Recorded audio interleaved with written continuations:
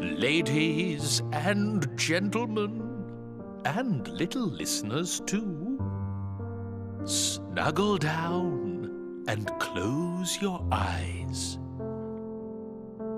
Tonight, we're traveling back in time to visit a very grand Moshy theatre, which, as well as being the place where the legendary kitty cat singer Lady Meowford once performed, was also home to a very mysterious moshling called Gaston.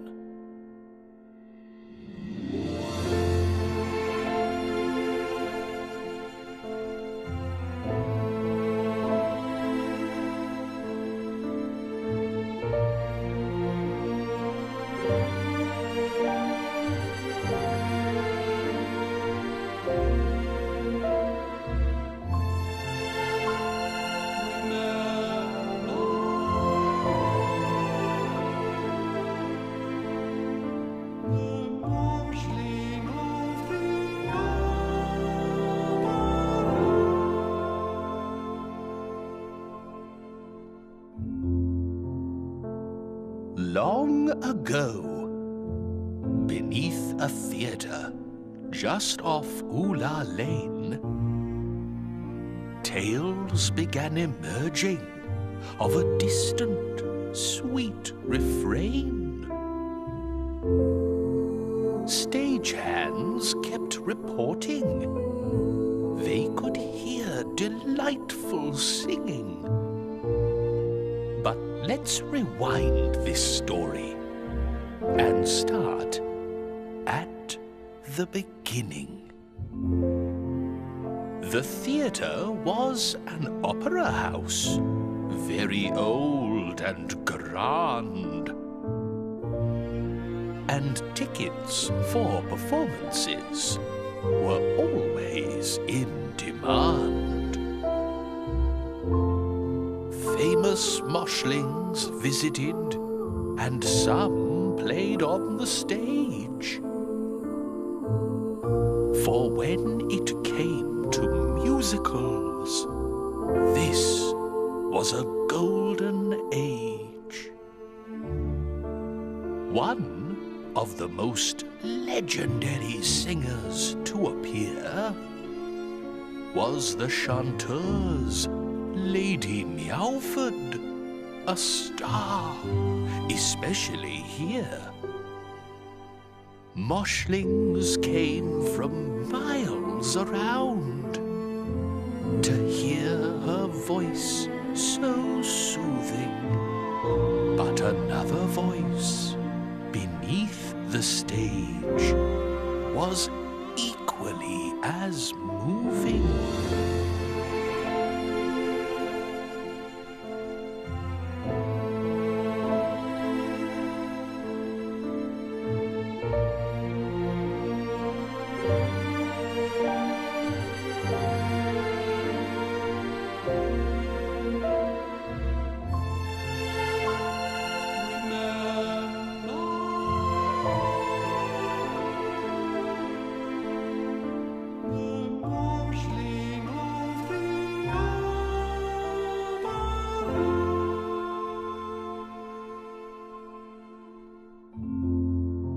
The voice accompanying Meowford was gentle and serene.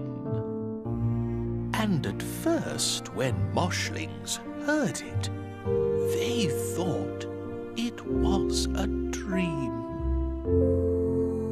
Perhaps it's just an echo, many theatre-goers pondered. But Meowford didn't think so. So beneath the stage she wandered. One evening she just had to know from where this singing came. for she remained a curious cat, despite her wealth and fame. She waited till the place had emptied, then began to sing, and heard a distant harmony resound beneath the wings. She took a candelabra from a prop chest by the curtain, then tiptoed down a hidden staircase, nervous and uncertain. Lady Meowford knew that there were storerooms underground, but nothing could prepare her for what she actually found.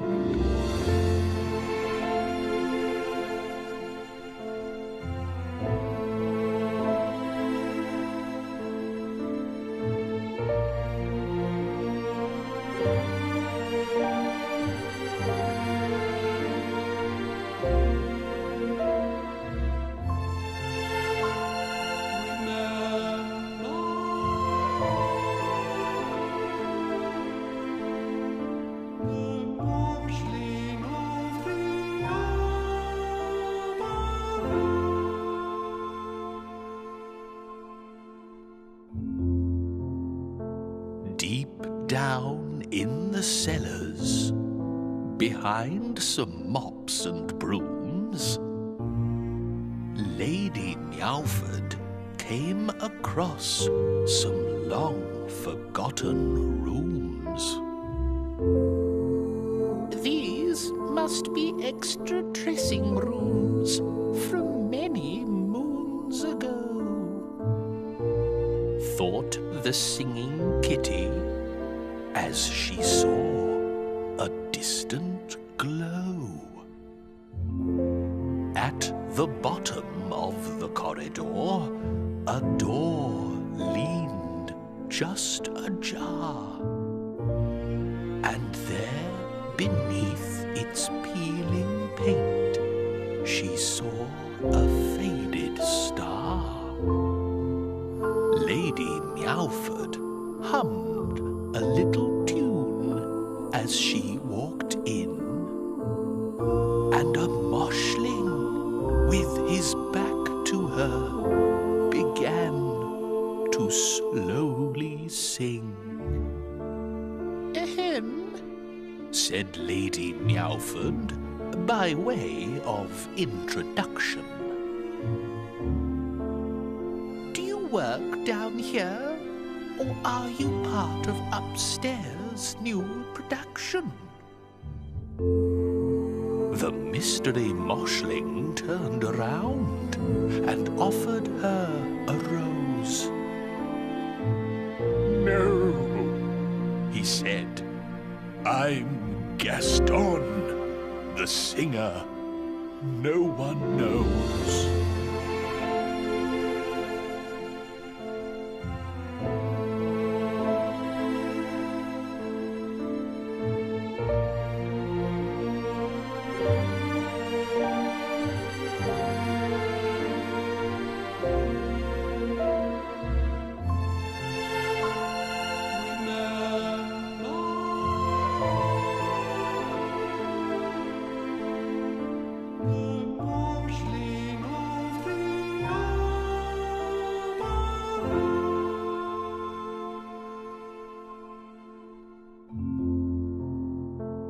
Lady Meowford sat with Gaston as he told his story of operatic stardom and his former days of glory.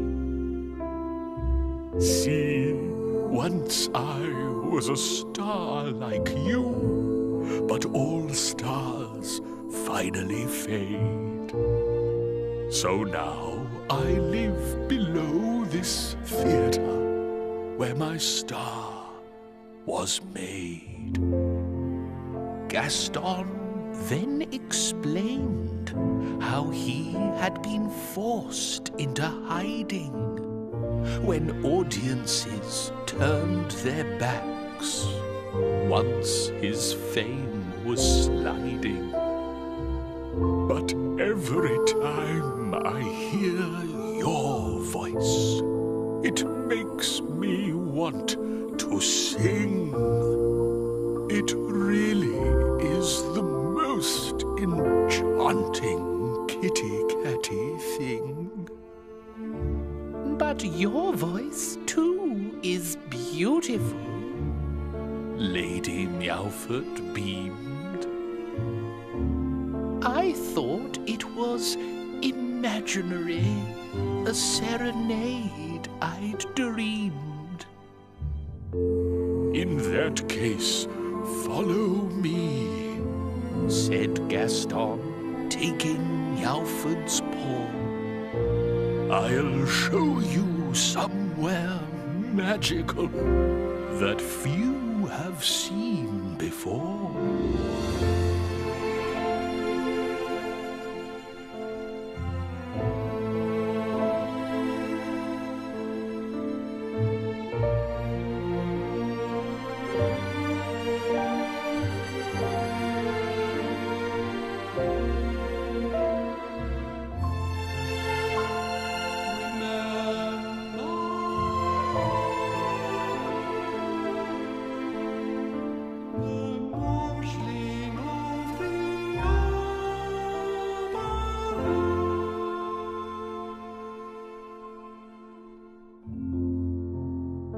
Down through torchlit passages, Gaston led the way.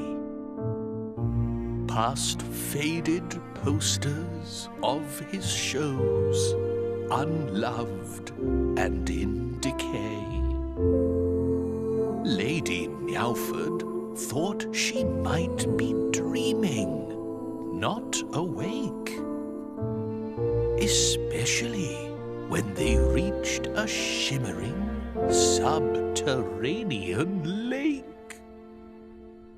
I come down here to sing, said Gaston, so I won't forget the feeling I once cherished when singing a duet.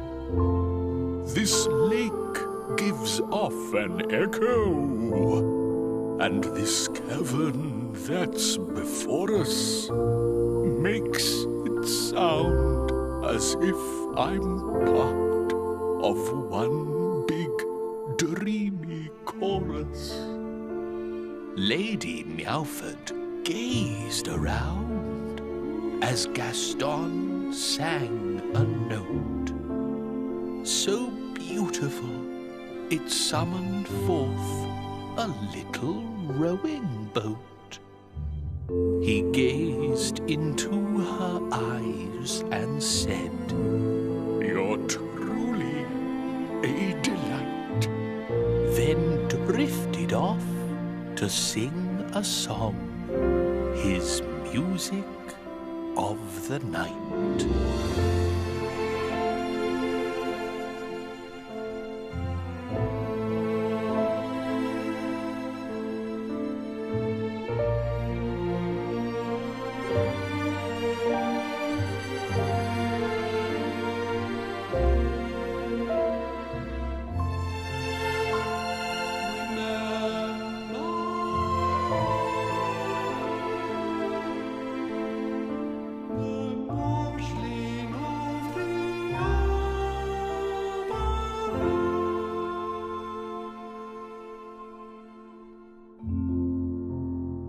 Floating round the silky lake, Lady Meowford heard Gaston singing melodies as sweet as any bird. This virtuoso outcast was clearly no has-been. So Lady Meowford cleared her throat and finally joined in. The echoes of the cavern made them sound just like a choir, until their voices floated up higher and higher.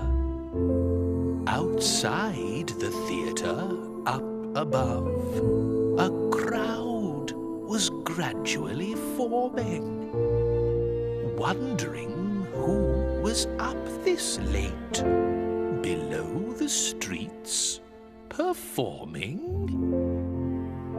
When the duet ended, they clapped for an encore. But the streets had fallen silent, and the opera was no more. Gaston and his consort had heard the clapping fans, and Lady Meowford said, "Dear Gaston, I don't understand. Why don't you return with me? You'd triumph back on stage." But Gaston frowned.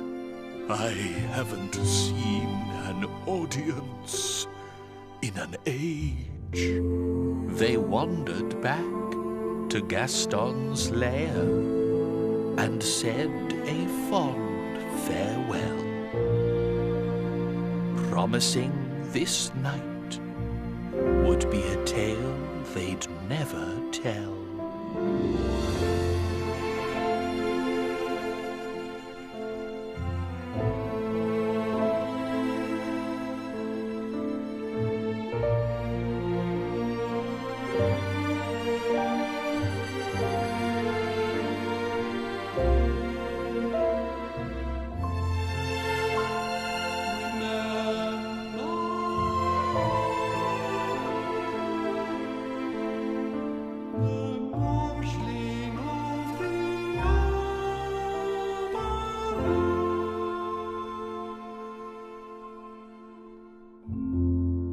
The next night, Lady Meowford sang alone, without her friend, hoping she might hear his voice before the opera's end.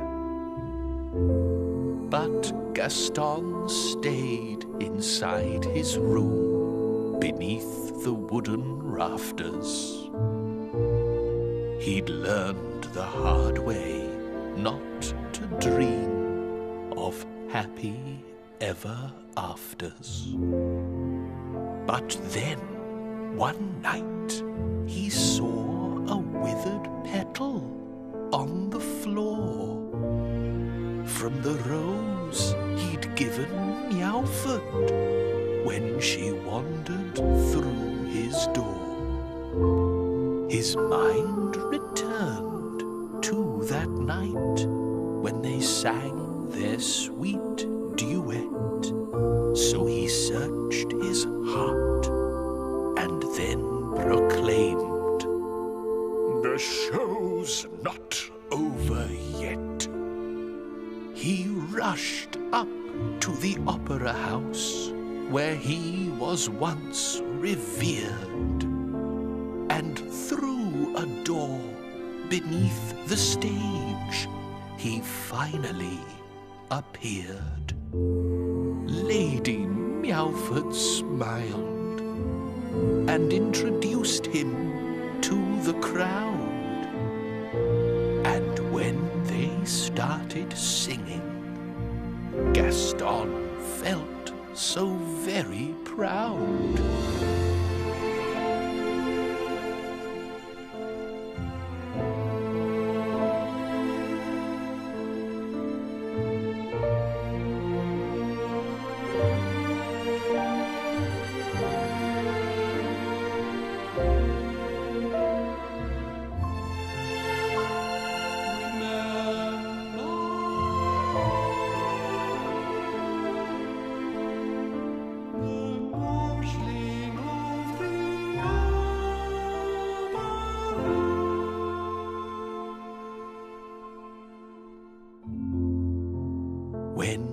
their song was over, they were showered in bouquets, and both of them got rave reviews, heaping them with praise.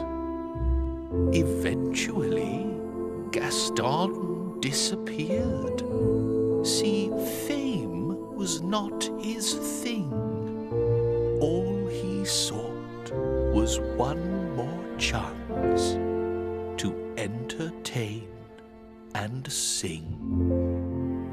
Lady Meowford never told a soul where Gaston went, but wrote about him in her diary, giving her consent, that one day I could read the tale to all my sleepy friends, though that, dear listeners, not exactly where our story ends. See if you go to Oola Lane, the theatre's now long gone, but sometimes when the stars align, you'll hear a wondrous song, a faint duet from yesteryear, beneath the pale moonlight, that's said to be a remnant of the music of the night. Farewell and